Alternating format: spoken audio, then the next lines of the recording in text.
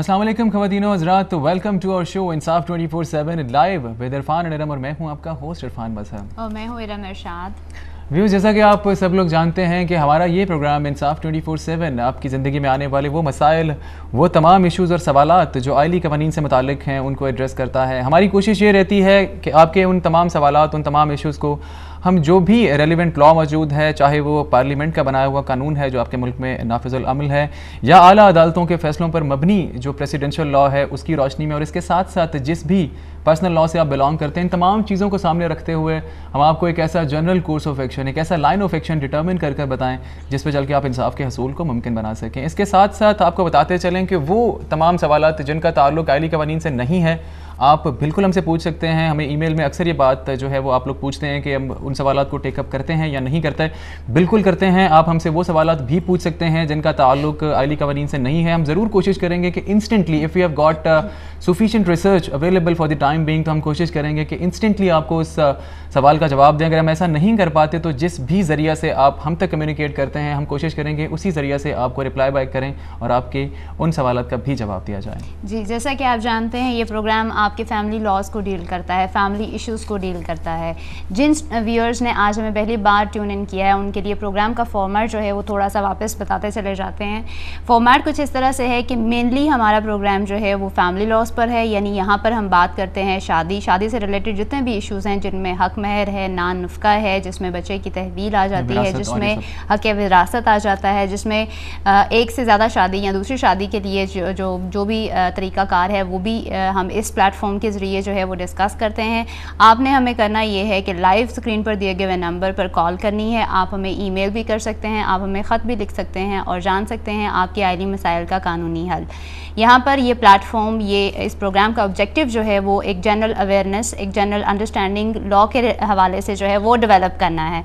और हमारी इस कोशिश में ना सिर्फ हमारा जो है लीगल कंसल्टेंसी जो है वो आपको अवेलेबल होगी, बल्कि लीडिंग लॉयर्स ऑफ पाकिस्तान भी जो हैं वो भी आपको हमारे प्रोग्राम में ऑफ एंड ऑन आते रहेंगे और आपको जो है वो लीगल कंसल्टेंसी फ्राहम करते रहेंगे।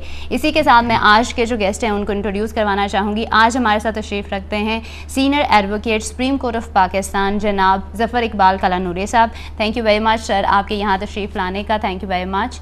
और इसी के साथ जो है हम प्रोग्राम का बाकायदा आगाज़ करेंगे। और जो हमारा पिछला क्वेश्चन था जो कि काफ़ी एक मतलब सैड नोट था, जो हमारा लास्ट क्वेश्चन था वो यही था कि तकरीबन 9 साल से एक जो है जी यहाँ पे हमारे साथ मौजूद जो है वो कॉल की थी, मुल्तान से कॉल करी थी। हमारे साथ राबिया मौजूद थी हमारे साथ मुल्तान से। सर, इनका सवाल सबसे पहले तो मैं जिस तरह अभी हमने कहा, मैं आपका वंस अगेन शुक्रिया अदा करना चाहूँगा कि आपने वक्त निकाला कि आप जैसे जो सीनियर वकला हैं उनकी वजह से हमारा प्रोग्राम जो है वो सक्सेसफुल हो रहा है।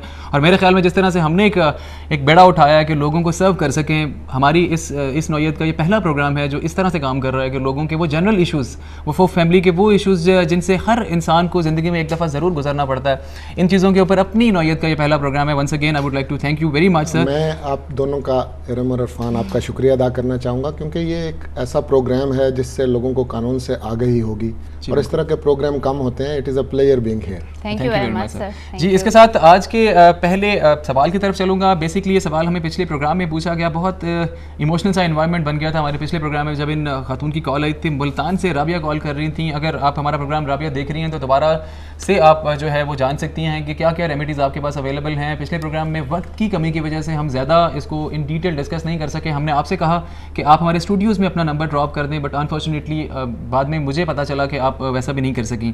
सवाल ये था सर इनका कि 9 साल पहले इनका मेंटेनेंस का यानी नान नुफ़्के का दावा था और उसके साथ जहेज़ की कुछ रकम होगी या जो भी रिकवरी इन्होंने करनी थी फैमिली कोर्ट्स के थ्रू।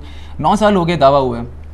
9 साल में जो मैक्सिमम चीज़ इनको मिली वो इनके हस्बैंड के नाम जो है वो वारंट गिरफ्तारी जारी किए गए और मैक्सिमम वो मुल्तान से मूव करके रहीम यार खान चले गए। अब उस प्लेस पे जो है वो वारंट गिरफ्तारी उस प्लेस के अकॉर्डिंगली जो है इशू किए जाते हैं, ये जाती भी हैं। स्टिल कोई इसके बाद नहीं हो रहा। बड़ी शॉकिंग बात है। 9 साल, I don't know whether there is some flaw in our judicial system और समथिंग लाइक दैट, लेकिन आप ज़्यादा बेहतर बता सकते हैं और इनको रेमेडी भी बता सकते हैं यहाँ पर। ये जो राबिया का मसला है जी, ये बड़ा तकलीफ दह मसला इस लिहाज से है। तो कहते हैं कि ताख़ीर से मिला हुआ इंसाफ जो है वो नाइंसाफ़ी होती है जी। बहुत खूबसूरत। तो ये जो फैमिली लॉज हैं इसके अंदर तो ये चीज़ इनबिल्ट है कि 6 माह में केस का फ़ैसला होना चाहिए। और लेकिन मुझे याद आ रहा है 1976 में लाहौर हाई कोर्ट की एक जजमेंट है, उसने कहा था कि लोगों के जो परेशानियां हैं और मिजरीज शुरू उस दिन होती हैं जिस दिन उनके हक में कोई डिग्री होती है। और डिग्री जो है वो एक कागज़ का टुकड़ा है जब तक उस पर सचमुच अमल दरामद ना हो। और अमल दरामद के लिए आपको इजरा या एग्जीक्यूशन करवानी पड़ती है, और एग्जीक्यूशन के लिए वापस सिविल प्रोसीजर कोड को रेफर करना पड़ता है। फैमिली कोर्ट के जज के पास तो एक इजाफी इख्तियार भी है कि वो as arrears of land revenue भी इसको रिकवरी कर सकता है। अब ये बीबी ने जो मसला बताया, इनके खामद को अगर वो जेल भिजवा भी दें तो शायद इससे भी इनका मसला हल ना हो।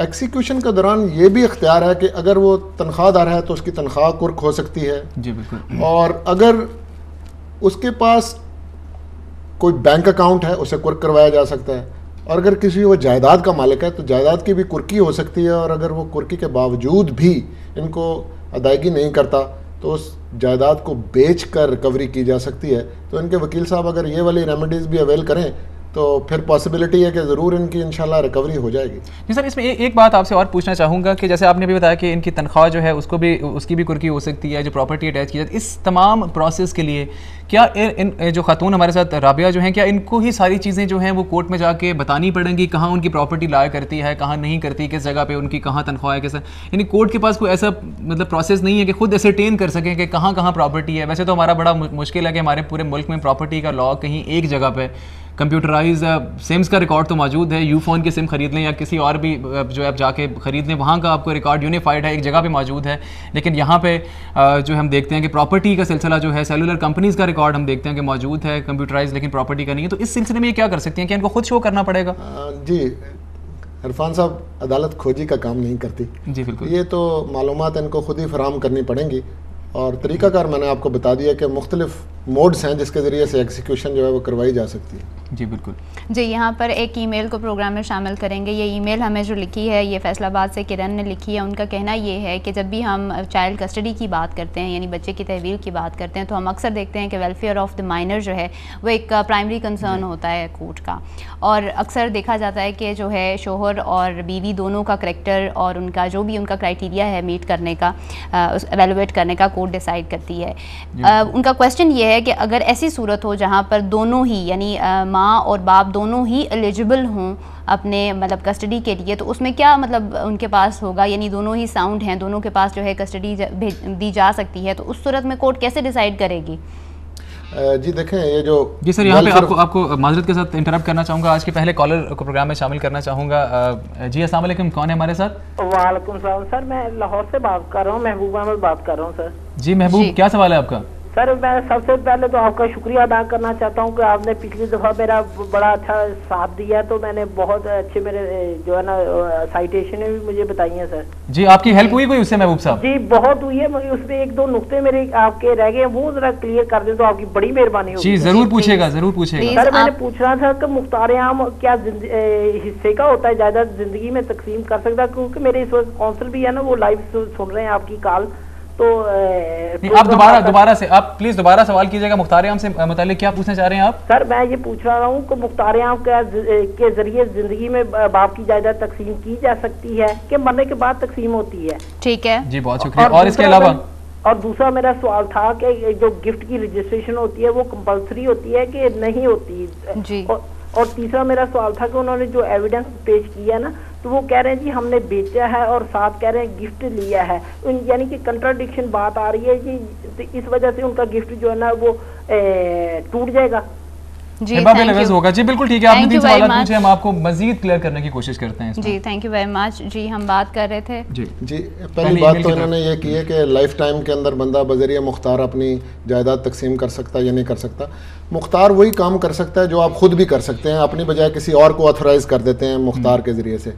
तो जहाँ तक जायदाद तकसीम करने का ताल्लुक है, जब आप हयात हैं तो अपनी लाइफ में बेशक आप काले चोर को दे दें, जिसको चाहें जायदाद दे सकते हैं, लेकिन इस्लाम में अपने मरने के बाद अपने एक्ट्स को आप कंट्रोल अगर कर सकते हैं तो वसीयत के जरिए कर सकते हैं, वो भी 1/3 से ज़्यादा नहीं होती। और अगर वो 1/3 भी अपने लीगल एयर्स के हक में करेंगे तो आपके बाकी वरसा मानेंगे तो उस पर अमल दरामद होगा, वरना नहीं होगा। वरना इनहेरिटेंस जब ओपन होगी तो सबको उनका जो कुरान पाक के मुताबिक शेयर है वो जरूर मिलेगा। सक्सेशन मरने के बाद जैसे आपने बताया ओपन होती है। दूसरा सवाल इन्होंने हिबा के मुतालिक पूछा है। यहाँ पे एक छोटा सा ब्रेक लेना चाहूँगा आपकी इजाज़त से। वंस अगेन जो है ब्रेक के बाद इनके सवाल को और अपनी पहली ईमेल जो है प्रोग्राम की दोनों को शामिल करेंगे। हमारे साथ रहिएगा। See you after a short break.